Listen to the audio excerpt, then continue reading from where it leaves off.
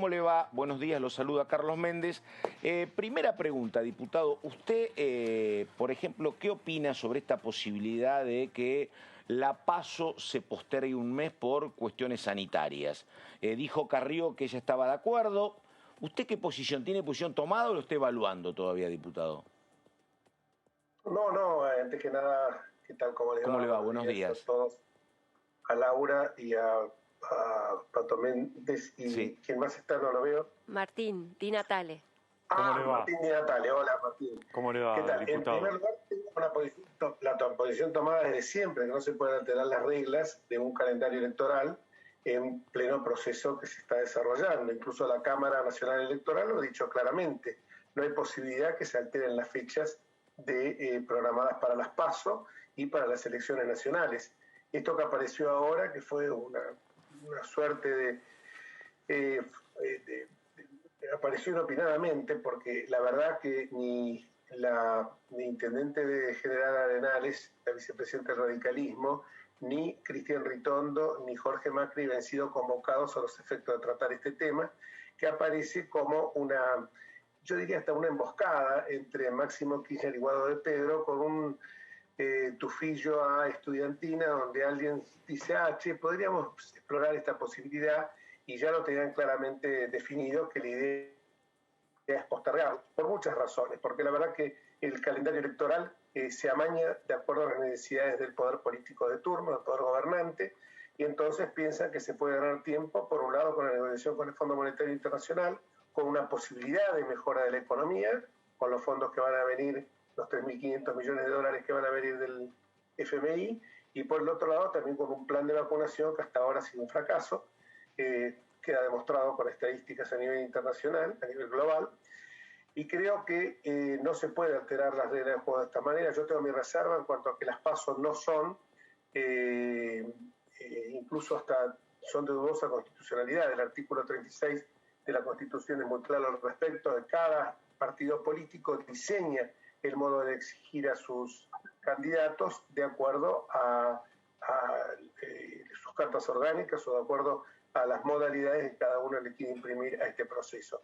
Hacerlo ahora me parece que sería absolutamente dañino. No se puede invocar el tema de la pandemia, porque en 77 países del mundo con situaciones sanitarias semejantes a la nuestra se ha votado, incluso en elecciones presidenciales.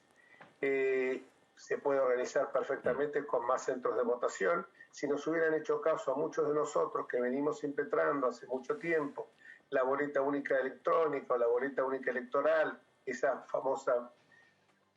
famoso papel donde se tildan los candidatos, Suárez Lastra tiene presentado un proyecto muy interesante, el cual yo he acompañado al respecto. Se podría lograr hacer perfectamente porque no habría manipulación de papeles, en centros de votación donde se puede hacer de una manera, en una época como es en los meses de agosto, que ya se acerca la primavera, y mucho más en octubre, se podría hacer perfectamente con esa boleta única electoral, incluso tomando todos los recaudos. Chile ha votado nada más y nada menos que una reforma de la Constitución en esas condiciones y ha sido perfecto. Acá mismo hemos tenido casos, creo que fue en Río Cuarto, donde se votó y no hubo ningún tipo de inconveniente. O sea, creo que esto es una maniobra que se está haciendo con un propósito meramente electoralero, así lo defino yo, para ganar tiempo y ver cómo se posicionan la fuerza política oficialista. Muy bien. Bueno, ¿alguna pregunta? A ver, consulte. Diputado, hay reunión de comisión mañana de salud, está el tema de ley de etiquetado. ¿Cómo está ese debate? ¿Qué posibilidades hay de que se avance con este proyecto de ley de etiquetado frontal de alimentos?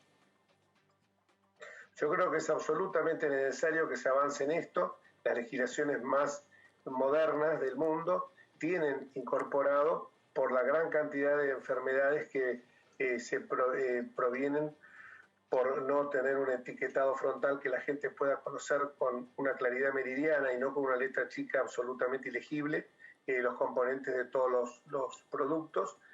Nosotros hace mucho tiempo venimos trabajando, en mi caso particular en la ciudad, cuando fui legislador de la Ciudad Autónoma de Buenos Aires, en una ley que tenía por objeto combatir principalmente la obesidad infantil, en cuanto a que en los colegios todos los productos que se vendieran tuvieran una clara identificación de sus componentes en cuanto a grasa, azúcar, calorías, etcétera. Pensemos que la Argentina es uno de los países con más alto índice de obesidad de América Latina, de la región, y también con un tema de un desarrollo muy importante de la diabetes. Yo creo que esto es una norma que es absolutamente necesaria implementarla cuanto antes. No veo la demora a qué se debe.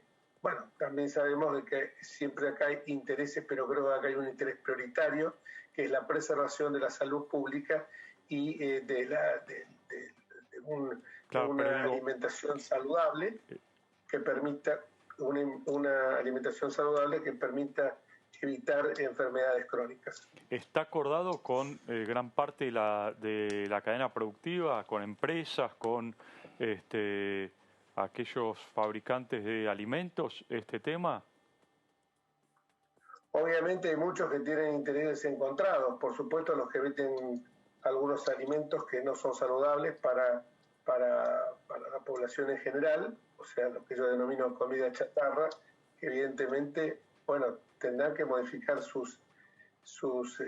componentes de la alimentación, porque acá no se está yendo contra ningún sector de ninguna empresa, sino que se está visualizando el interés general, y el interés general nos indica la prioridad de que todo el mundo sepa con absoluta claridad qué es lo que está consumiendo en cuanto a los componentes que yo les señalaba. Si no, vamos a las estadísticas tanto en la Sociedad Argentina de Diabetes como en la Sociedad Cardiológica Argentina, que tienen estadísticas, la verdad, lapidarias de cómo ha avanzado los índices de colesterol y lípidos en sangre, y que eso después produce enfermedades coronarias irreversibles. Ahora, diputado, Laura Zarra lo saluda. No, escuchando atentamente lo que usted decía, si bien es cierto, digamos, del avance de estas enfermedades, producto de la mala alimentación, quienes de alguna manera critican el proyecto sobre etiquetado frontal, sostienen que, digamos, el etiquetado frontal no va a disminuir la incidencia de este tipo de enfermedades en la población, sino que lo más importante sería instrumentar una campaña de educación sobre alimentación saludable, digamos, que el etiquetado frontal per se no va a disminuir los índices de enfermedades producidas por la malnutrición o la alimentación deficiente, sino que lo que efectivamente va a hacer disminuir este tipo de enfermedades es una campaña de vacunas, una campaña de educación en lo que tiene que ver con alimentación saludable. Creo que las dos cosas son absolutamente compatibles. Por un lado, para que la gente conozca el alimento que va a ingerir, y por el otro lado, comparto totalmente contigo, Laura, que es necesaria una campaña de concientización de los alimentos saludables. Por eso nosotros estábamos trabajando en la ciudad, porque yo creo que también es un tema que tiene que abarcar las distintas jurisdicciones, las 24 jurisdicciones del país, básicamente con una campaña de alimentación saludable que tiene que empezar con los chicos ya en los primeros años, donde se los tiene que muchas veces educar en el consumo de más frutas, más verduras, quizás una disminución de lo que son los componentes de carnes. Lo que pasa es que muchas veces para los padres es mucho más, y lo digo porque he sido parte yo también de esa tribu, es mucho más fácil decirle, bueno, en lugar de a lo mejor un tomate o una ensalada que no tienen el mismo sabor que la comida chatarra, bueno, para que dejarlo tranquilo a mi hijo le voy a comprar esas papas fritas que vienen envasadas, que en muchos casos ni siquiera papas fritas, sino que es nabo. Así que esto sin demérito, que son exquisitas, y además hay unas marcas muy buenas que tienen los componentes realmente, y que esas marcas justamente no tienen problema en señalar los componentes porque se hacen con papa, por un lado, pero por el otro lado también los componentes que pueden tener de grasas y de materias colorantes, etcétera. Creo que tiene que ser acompañado de los dos lados. El etiquetado frontal para que la gente tenga conocimiento, que es la herramienta más importante para poder combatir ese tipo de enfermedades es el conocimiento. Por supuesto, no vamos a obligar a la gente a consumir, y si te quiere consumir algo, esto es como el cigarrillo, ¿no es cierto? Hay campañas para evitar el hábito de fumar, sin embargo hay fumadores que son empedernidos. Así que yo hace muchos años también lo era, así que de que no tengo por qué censurar ese tipo de situaciones que afectan las libertades individuales, pero sí debe ser acompañada de una campaña muy fuerte de concientización de los alimentos saludables. Diputado, usted integra la Comisión de Justicia. Le pregunto, ¿cree que la designación de Soria va a traer algún cambio, alguna posibilidad de que el oficialismo pueda avanzar en lo que plantea la reforma judicial o en lo que plantea en torno, por ejemplo, a cambios en la elección del procurador o la elección de algún procurador, el caso de Rafecas, que todavía no conseguía 2/3? ¿Cree que la designación, el cambio de ministro puede obrar alguna modificación o lo ve discutible eso? Yo creo que el cambio de ministro ha sido para peor, porque Marcela Lozardo, a quien conozco hace muchísimos años, era una persona absolutamente consustanciada del conocimiento de lo que era el terreno judicial, no solo una muy buena abogada, una muy buena jurista, sino también era alguien que conocía todo el funcionamiento del Poder Judicial, sabía dónde había que implementar la reforma, que la reforma no tiene que subsumirse exclusivamente a un fuero, al Criminal y Correccional Federal, que sabemos que ese fuero tiene un solo propósito, que no es el mejorar las condiciones de funcionamiento de la justicia, sino que es lograr la impunidad de todos aquellos que integraron una asociación ilícita destinada a saquear el país, como lo fue la obra pública.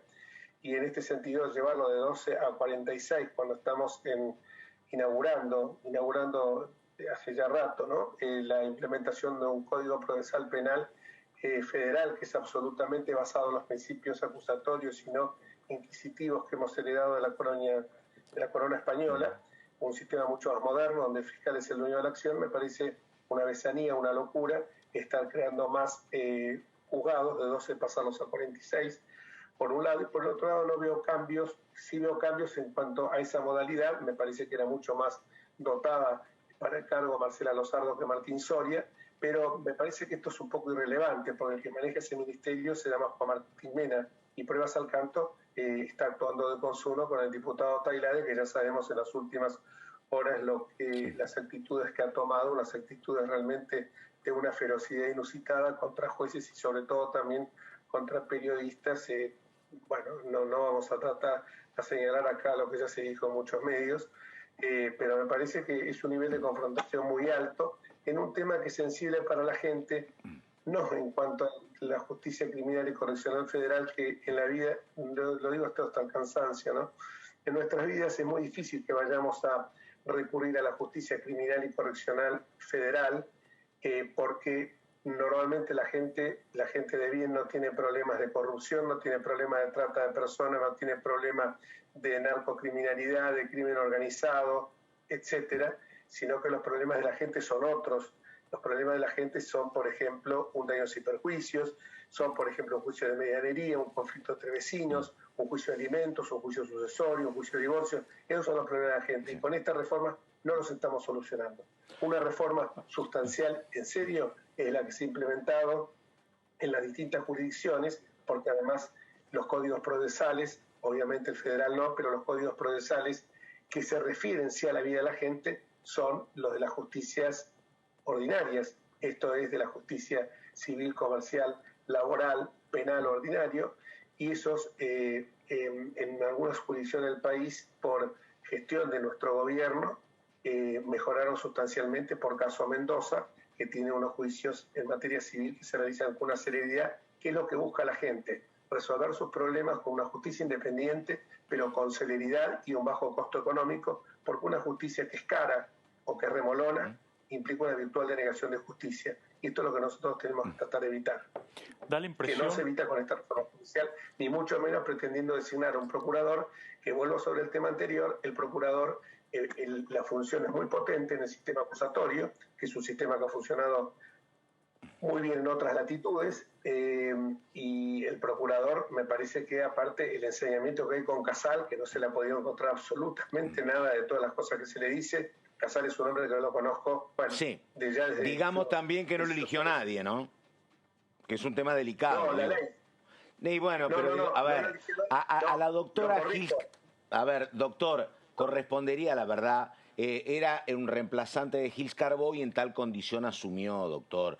La verdad que para todos me parece que sería mejor que ese no la lugar puso nadie. estuviera ocupado por una persona elegida por 2/3 del Senado, como pasó con Por eso. tantos, ¿eh?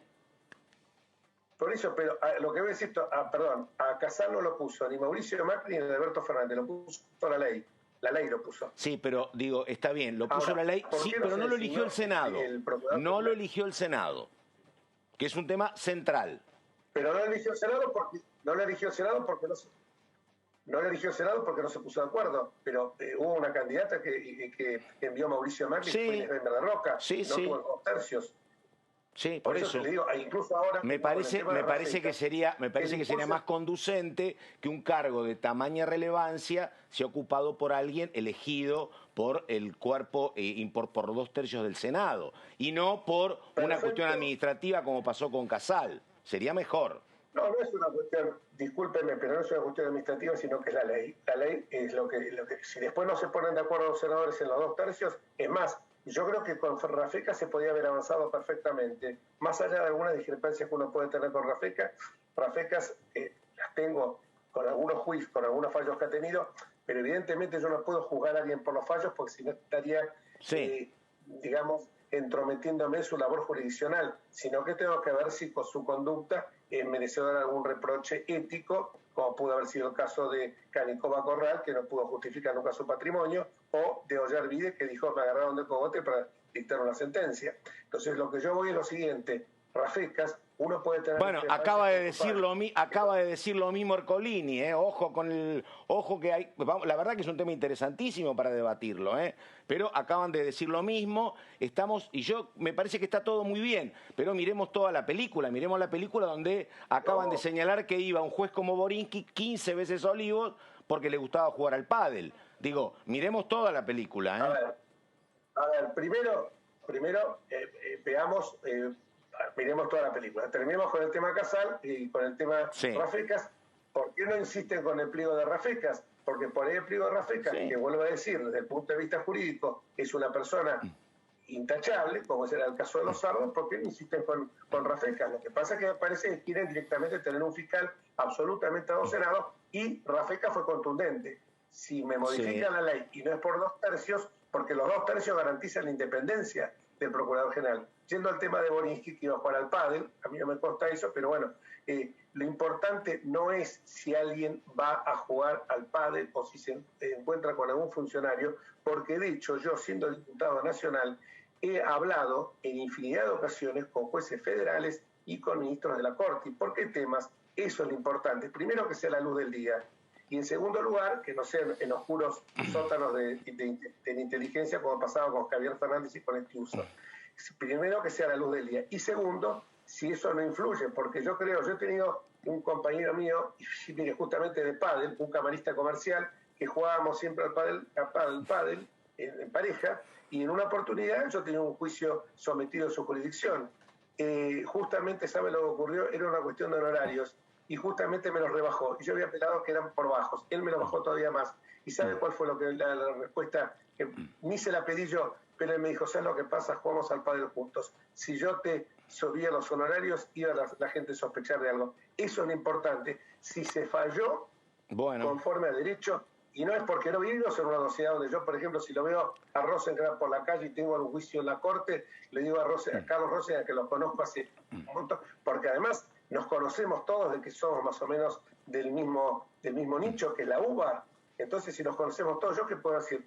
¿No saludarlo? ¿Torcerle la cara porque tengo un juicio sometido a su jurisdicción? ¿O me ha pasado lo mismo con otros colegas? Pero con otros amigos? Está bien. Estamos hablando del presidente, no es un abogado de la UBA, era el presidente, doctor, pero está bien. Bueno, me parece que era otra circunstancia, pero nada. Está bien. Es más de una oportunidad, escúcheme, es más de una oportunidad. Yo siendo subsecretario de Justicia, he hablado con jueces y he hablado porque para imponerme lo que ellos necesitan, y con el fiscal general Luis Sebasco, que hoy es asesor mío, también la gente podría decir, También la gente podría decir, sin embargo, yo hablaba muchísimo porque actuábamos de consumo. ¿Cuál era el objetivo nuestro? Solucionar los problemas de la gente, terminar en su momento con la prostitución callejera, con la venta ambulante, con los barras bravas, con los limpiavidrios, con los trapitos. Esa era nuestra función. Y trabajábamos de consumo. Ahora, yo no, distinto es si yo tengo un caso sometido a la jurisdicción de él y que lo impulso, hay que ver.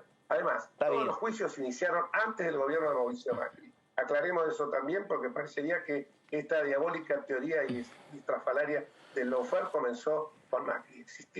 Comenzó con Macri, que los juicios empezaron con Macri. Después se enarboló esta teoría del lawfare, que es la teoría que enarbola cuando nadie puede rebatir la contundencia de las pruebas en su contra, sale gritando por los pasillos de Comodoro Pi, lawfare. Parecería que, y no hay de lawfare porque los cuadernos no son lawfare, los bolsos revoleados no son lawfare. No, por supuesto. Yo entiendo lo que usted me dice, Pato, lo entiendo claramente, y la verdad que lo importante es ver, ¿influyó ese partido de paz o esa charla? Influyó, pero también veamos de que diputado, yo no quiero con esto decir nada, pero también, por lo menos acá se sabe.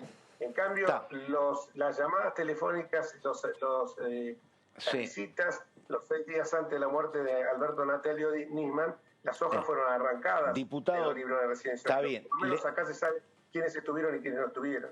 No se hizo nada en la clandestinidad. Tenemos que ir con nuestra compañera Maya Kersen, diputado, así que bueno, la seguimos en cualquier momento. Diputado Enríquez, muchas gracias. Bueno, muchísimas gracias Hasta luego. a todos. Gracias. Hasta luego.